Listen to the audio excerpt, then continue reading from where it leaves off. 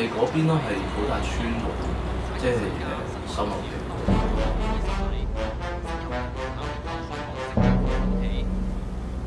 咁即係住秀茂坪，唔係觀塘。去女朋友屋企食飯，若然同 Auntie 講住公屋，分分鐘連雞劈劈都冇。咁住麥記或者網吧呢？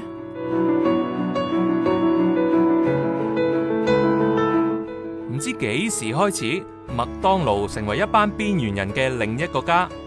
同樣通宵營業嘅係網吧，成為無家者嘅另一選擇。不過到底瞓麥記定係網吧好呢？真係水鬥水啊！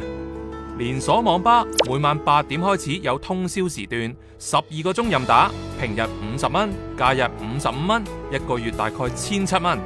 比價錢，麥記零消費，仲免費有水飲，完勝啊！不過網吧瞓之前可以用電腦打機、上網煲劇，而麥當勞呢，只可以遠觀收銀姐姐咯。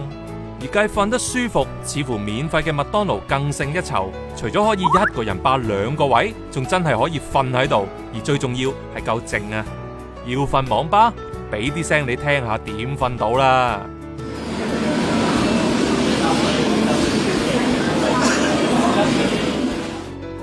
其實兩邊都揀唔落手，即使瞓劏房，都冇瞓麥記同埋瞓網吧咁陰功。講起就掛住屋企張床啦。